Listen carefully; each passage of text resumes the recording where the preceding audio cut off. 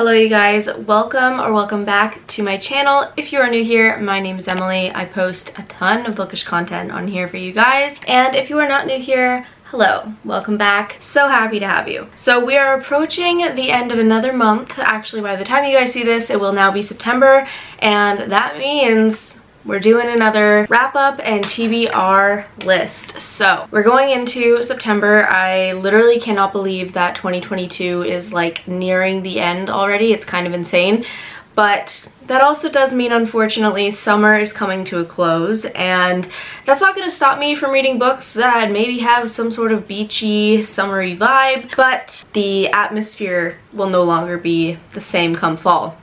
That being said, we're getting fall, and I am a huge fan of fall. It is my favorite season, so I really cannot wait to dive into more fall-esque books, if you will. So for today's video, I'm going to be telling you guys all of the books that I read in August and what I'm hoping to read in September. August was actually my best month of reading. I read a total of 8 books. I read 1 novella, 2 graphic novels, and 5 actual novels. So I think that's really good for me. I typically range between 3 to 5 books a month, so I'm really happy with that, and I'm happy that I diversified a little bit and I'm starting to enjoy graphic novels more. I was always under the impression with graphic novels that they don't really count as books, but now that I started reading them, I realized that any book counts as a book. It doesn't matter if there's pictures in it. It doesn't matter if it is like this tiny.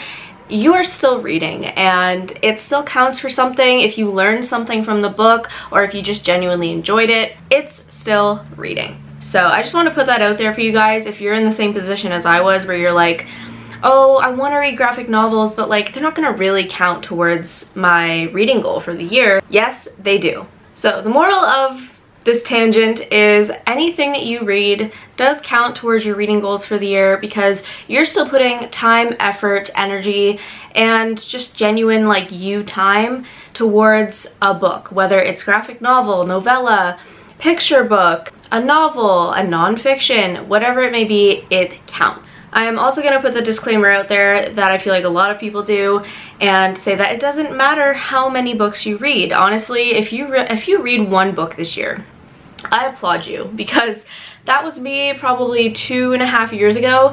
I would read maybe 1 book a year. You know what? 1 book, 2 books, 100 books. Anything counts. So I just want to put that out there, because there is never any pressure to read so many books every month. Read what you enjoy and read however much of it you want.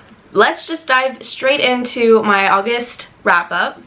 So the first book that I read in August was Beach Read by Emily Henry. If you are not aware of what this book is about, we follow January and Gus, and they both went to college for creative writing or writing in general, and they're both novelists now. She writes rom-com / romance, and he writes more great history, classic, and in college they were, I guess, enemies kind of, but I feel like they always had a little bit of a crush on each other. And she's now living beside him at this beach house.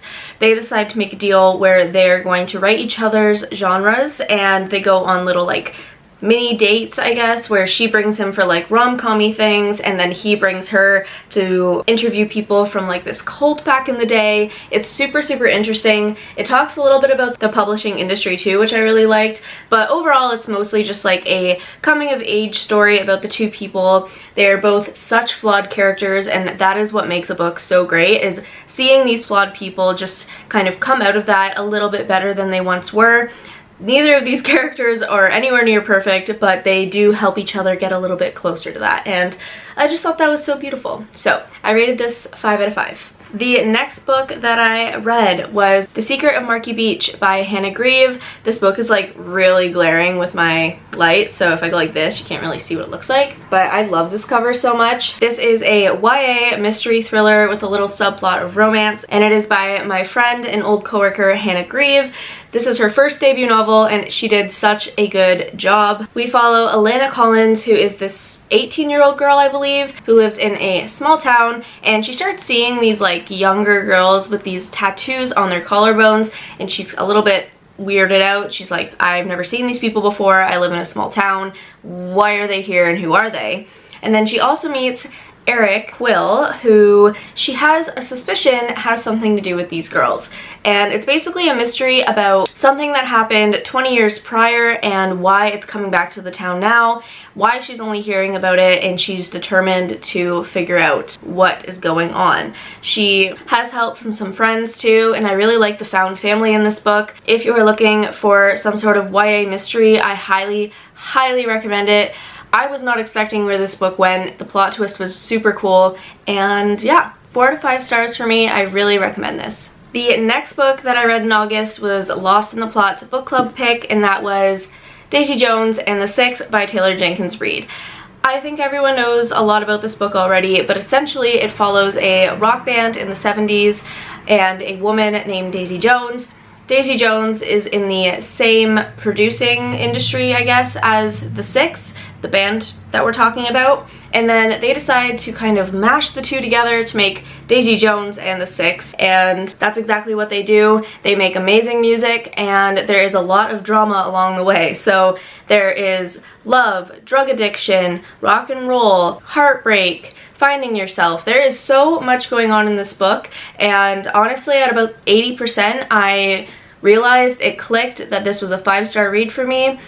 There is so much going on in here, and the one thing I'm not going to spoil but kind of mention is that you kind of already know where this book is heading close to the end of the book, and once we figure out who the interviewer is, that was the turning point for me. That was the point where I was like, yep, this is a 5-star book. That was so good. Taylor Jenkins Reid is such a talented, mature writer, and I cannot wait to continue to read her books. So I did rate this 5 out of 5. The next book that I read in August is The Summer I Turned Pretty. I finally started the series. I've only read the first one so far, but I already bought the second one, so I can't wait to continue it. I really enjoyed this. I don't think by any means this is like a top tier, like ultimate favorite book or anything, but it really impressed me for a YA romance. The one thing I will say is, if you know about this, we follow 16-year-old Belly, and she goes to her mom's best friend's beach house every summer. She's gone there every year for her whole life, and her mom and her brother go there to hang out with, like I said, her mom's best friend, as well as their 2 sons, Jeremiah and Conrad. This is essentially a love triangle between the 2 brothers and Belly. And for me, I'm not a huge fan of a love triangle that has to do with 2 brothers. You're kind of getting in the way of family and potentially risking their relationship, but it does make for interesting content. So I really enjoyed this book. It was super easy to get through. I think I read it in like 3 days. And I don't know about you guys, versus the show I would say I'm Team Conrad. The book, I'm Team Jeremiah, so it's different. The show is actually a lot different from the book in general, but I actually really like the show too, so that's not me saying don't watch it. It's really good. It's an adaptation, but it has its own flair, and I really enjoyed it. And as for my rating on this book, I gave it a 4 out of 5. I have one more novel that I read in August, and that is All Your Perfects by Colleen Hoover. This book was a ride in itself. And I'm not going to say that this is my favorite Colleen Hoover book. Honestly, this might be one of my least favorites, but I still gave it a 4 out of 5. It talks a lot, just trigger warning wise, about infertility and trust in relationships, miscommunication, stuff like that. But I really enjoyed that this book bounces from the then to the now within the relationship between Quinn and Graham. So the then kind of focuses on when Quinn and Graham met and their relationship within the first year or so. And then the now is 7 years later when they are married and trying to have kids still. And there's a lot of just drama, heartbreak, emptiness within their relationship that they're trying to fix. Very Colleen Hoover, but I did really enjoy it either way. It's just not my favorite of hers. So the last 3 books that I read in August I don't have on me, but first one being a novella, and that is This Winter by Alice Oseman. I just was not done with Nick and Charlie. I loved the Heartstopper series. I loved the show. Can't wait for season 2, but I knew that This Winter was technically the next novella in their story, and it basically just follows them one Christmas day. So it's basically a story about Charlie's family, basically him, Tori, and his little brother Oliver, and what their Christmas day is like, and when Charlie spends it with Nick, and what Nick's family is like on Christmas Day. It's really short, it's really cute. I did rate it a 3.5 out of 5. It wasn't like amazing to me. Honestly, it was kind of a little bit boring. I'm still happy I read it because I love Nick and Charlie so much, and I cannot wait to read the actual book called Nick and Charlie. I think it's gonna be very interesting. I know it's like a couple years later, they're still dating, and since Nick is 1 year older, he is heading off to college. So I'm really excited and curious to see what happens to their relationship in that book. But as for this winter, like I said, happy I read it. It was like 100 pages. It was 3.5 out of 5. Nothing too special, but still worth if you love Heartstopper. And the last two were graphic novels that I read in August. So the first one being Crumbs. This one I did read, actually I read both of these on Webtoon. If you're not aware what Webtoon is, it is basically a free website where you can read a bunch of comics and graphic novels, and Crumbs was adorable. It is about this girl who is trying to get into this like academy of witches or something like that. I don't really know. It's something to do with magic, basically. She can see things happening in the future as what they're actually going to be, basically. So with that power of hers, she's trying to get onto this council, but before she ends up even applying for it, she meets this guy who works at a bakery, and they end up getting along really well. She finds friends through him, and they end up dating, and she's really conflicted because if she ends up going onto this council, she's not going to really be able to have a lot of time to spend with him or her friends now. So she has to kind of choose what's best for her, what she's always wanted versus what she's found. And I did rate this 3 out of 5. It wasn't, like I said, crazy amazing or anything like that, but it was a really cute, simplistic, witchy love story. And the last graphic novel that I also read on Webtoon was The Reunion. This one was a mini-series, and the afterword actually mentions that their story is over and she's not continuing it. So I didn't really get a lot from the characters. It was still a 25 like episode series or 25 chapter series, whatever you want to call it, and it was really good. I loved the art and I loved the story, and I kind of wish that it would continue, but unfortunately the author kind of ended it on a cliffhanger, and then we're not getting any more. So this one basically just follows Rhea and Shiro, and they were friends like years and years ago, but then she moved out of the city and now she's back in the city, and they're kind of just reconnecting, and his family is kind of a part of like a gang, if you will. And yeah, it ends on a cliffhanger. We don't really get to see a lot of action. I wish we got more, and I rated it a 3 out of 5. So those were all the books that I read in August, and now we're going to go into my very ambitious TBR for September. So it is currently only the 29th of August, but I did start Shatter Me by Tahira Mafi. I hope I'm saying that right.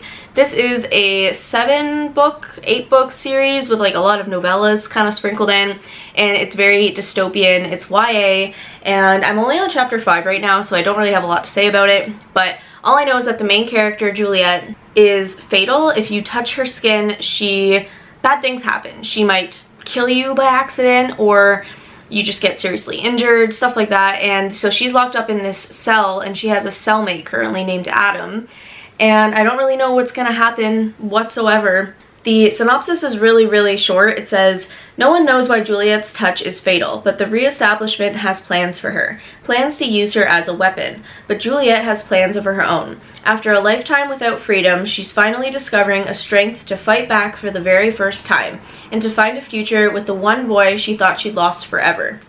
In the electrifying first book in the Shatter Me series, Tahira Mafi presents a riveting dystopian world, a thrilling superhero story, and an unforgettable heroine. So I'm really excited. A lot of people love this series, and it's taken me a while to get to it, so hopefully I enjoy it. So far, so good. When I'm done reading Shatter Me, the next book I really want to get to is the second book in the Summer I Turn Pretty series. So this is It's Not Summer Without You, and this one actually has a bit of a twist. I was not expecting there to be some kind of like mystery aspect, but in this second book it basically says that her and Conrad have this relationship in the winter, and she's staying at home for the first time over the summer, where her and Taylor are gonna go to a lot of parties and stuff. But then Jeremiah calls her and says that Conrad has disappeared, and all roads lead back to the beach house. So it says, will Billy spend another summer chasing after Conrad, or will she finally be able to let him go?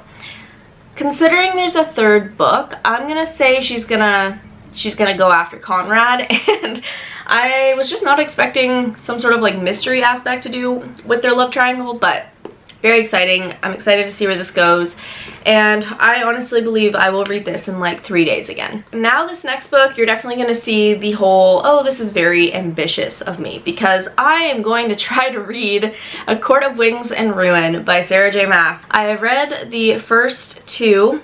This is the third out of the ACOTAR series, and this is still following Feyre and Rhysand and the Inner Circle and all that. I don't really want to go into like what's going to happen from the synopsis. I like going into these ones without knowing too much, but at the top it does say Feyre will bring vengeance, and I knew there was a war coming because at the end of Akamath, A Court of Mist and Fury, it kind of alludes to that. So this is a chunker of a book, but I'm really excited to read this, and this definitely, like those first three are the ones that I know I will get to this month. The next two I'm going to share are very hopeful. I really hope I'll get to them. So next up we have something that is really different for me, and I'm so excited to get to it.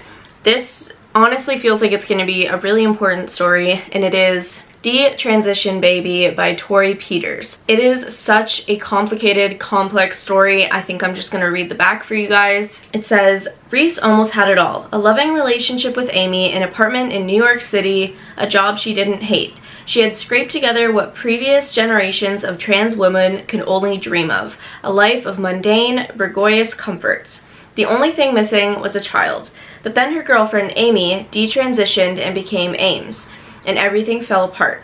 Now Rhys is caught in a self-destructive pattern, avoiding her loneliness by sleeping with married men. Ames isn't happy either. He thought detransitioning to live as a man would make life easier, but that decision cost him his relationship with Rhys, and losing her meant losing his only family.